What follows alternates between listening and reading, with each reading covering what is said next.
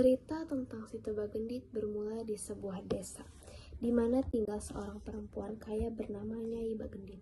Nyai Bagendit seorang janda mewarisi kekayaan yang melimpah dari suaminya yang telah meninggal. Meskipun hidup sendirian tanpa anak, Nyai Bagendit terobsesi dengan harta.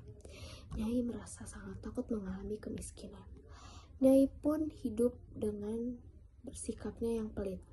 Meskipun dia anggap sebagai orang terkaya di desanya, terkenal sebagai wanita sombong dan kejam. Nyai Bagendit senang memperlihatkan kekayaannya di hadapan warga desa yang mayoritas hidup dalam kesusahan. Ketika warga desa meminjam uang darinya, Nyai Bagendit memberikan bunga yang tinggi sebagai bunga pinjaman. Orang-orang yang tidak mampu membayar pinjaman dipaksa untuk menyerahkan rumah dan harta benda mereka. Saat melakukan penagihan, Nyai Bagendit seringkali menggunakan orang suruhan yang bersikap kasar. Pada suatu siang yang terik, seorang kakek terlihat berjalan membungkuk melintasi pemukiman warga yang kumuh. Kakek tersebut kemudian mendekati seorang petani yang sedang sibuk menjemur gabah. "Permisi Pak, bisa membantu kakek?" tanya kakek itu. Petani itu menghentikan pekerjaannya dan tersenyum. "Ada apa Pak? Bagaimana saya bisa membantu Anda?" "Bolehkah kakek tahu di mana rumah orang terkaya di desa ini?" tanya kakek itu. Petani itu langsung menunjuk ke sebuah rumah megah yang berbeda dengan rumah-rumah lain di desa.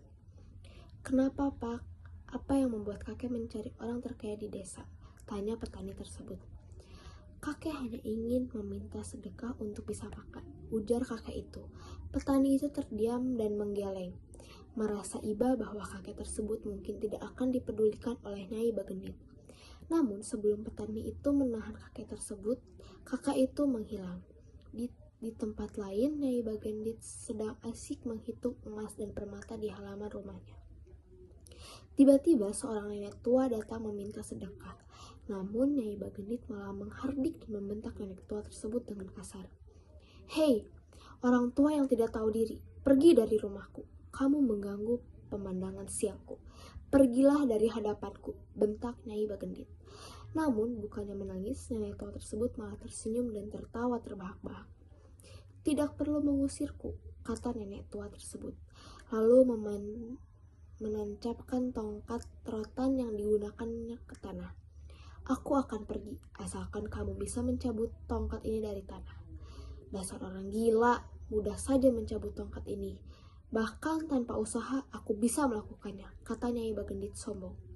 Namun kagetnya Nyai Bagendit ketika mencoba mencabut tongkat itu dengan satu tangan, tongkat itu tidak bergeming. Bahkan dengan dua tangan sekaligus, Nyai Bagendit tidak bisa mencabutnya. Nyai Bagendit memanggil semua orang suruhan dan pelayannya untuk mencabut tongkat tersebut, tapi tidak ada yang berhasil. "Rupanya kekuatan kalian tidak seberapa. Lihatlah, aku akan mencabut tongkat ini," kata kakek tua itu. Ternyata tongkat yang awalnya sulit dicabut langsung terlepas. Akan tetapi, yang lebih aneh adalah setelah tongkat itu dicabut, tiba-tiba air besar mengalir dari tempat tersebut tanpa henti. "Nyai Bagendit, ini adalah akhir hukumanmu. Air ini adalah air mata penduduk yang menderita akibat perbuatanmu. Kamu dan semua harta benda akan tenggelam dalam air." Setelah mengucapkan itu, kakek tua tersebut tiba-tiba menghilang.